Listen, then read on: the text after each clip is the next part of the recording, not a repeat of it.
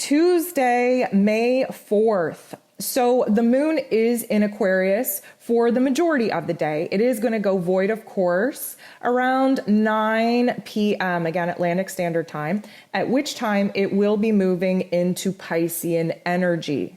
So Pisces energy, very emotional, highly sensitive, very intuitive, very dreamy, very imaginative. We do have a tendency to want to escape life's details, life's realities, but at the same time, a very good energy to tap into to kind of get the vision, to hold on to that vision, to feel the emotions coming up when we see ourselves living in a reality in which we've created, in which honors our mind, body, and soul. And it's a good energy for us to kind of work with, especially coming off the fourth quarter crisis point that we would have had with the moon in Aquarius.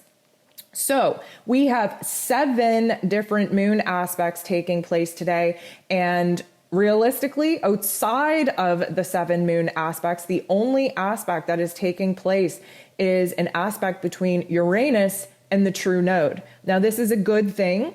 And here's why. Uranus, again, shock, awe, right? Wild card energy, disruptor, really highlighting aha moments of brilliance. And because it's making an aspect with the true node, suddenly we have a realization, likely from the confusing energy the day before, where we are now pulled on the path of our future destiny, and we take another step away from standing in the past. So it's like, our present selves are now very much focused on the future instead of hashing out all the stuff of the past. It is a transition that is difficult for a lot of us. We are kind of in an accelerated month in May, where we are going to fast forward through soul contracts, through timelines. And so we kind of are purging a lot of these energies, a lot of these memories, a lot of these connections, so that we are kind of working with a clean slate for some of the energies coming up throughout this month.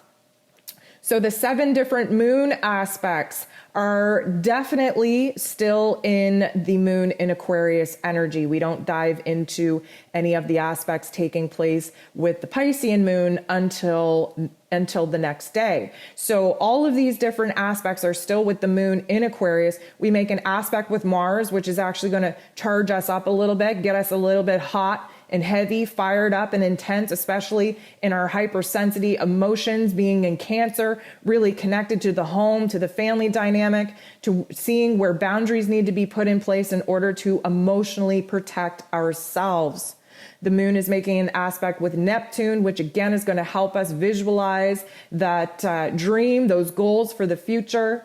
The moon squaring Venus. Again, Venus is trying to wrap up her life lesson sitting on the throne in Taurus there. The moon squaring Venus is a tension point. The moon in Aquarius wants us to see where it is that we're too attached, where we're too possessive, where we're too connected with the different routines in our life, different relationships, different ways of actually looking at our money matters, planning for our future, and kind of giving us a little bit of anxiety on what needs to change, what has been too much ingrained in our personal identities. And again, we're looking to transform those identities, but we have to start with what we can let go of in order to make space for the new that we want to invite in. The moon makes an aspect with Chiron, with Pluto. This suggests that there is a aha moment of brilliance within our psyche, where suddenly we connect the dots to past patterns, past behaviors, past memories, and suddenly the perspective shifts. And that shift is kind of, reverberating through our mind, body, and soul, and kind of disconnects us from past pain and past trauma that Chiron holds on to. Of course, freeing us from that perspective, from that emotion, very connected to in the past, freeing us from that to move forward, to be in alignment with our future selves. And the moon, before transiting into that Piscean energy, still very much in this Aquarian energy, is conjunct, sitting next to Jupiter in the cosmos, in Aquarius as well. Again, putting a huge magnifying glass on our emotions, on these aha moments, on these revelations that we're having, where it is that we need to grow, where it is that we need to expand, and seeing the silver linings out of some of the hardships that we had to experience, connecting those dots for that inner transformation in our psyche that Pluto wants to bring about. And of course, the day wouldn't be complete without the moon making an aspect with Uranus. Uranus actually rules over Aquarius, so this is going to be a jolt of electric energy. You might feel restless. You might have some anxiety trying to head to bed. You are definitely going to have a racing mind. So you want to prepare for that. That is going to be an ascension symptom that we will cover throughout this week. Feeling that electricity really take over our mental plane and our physical bodies, shifting us into a place of excitement where new energy can be planted and can be established.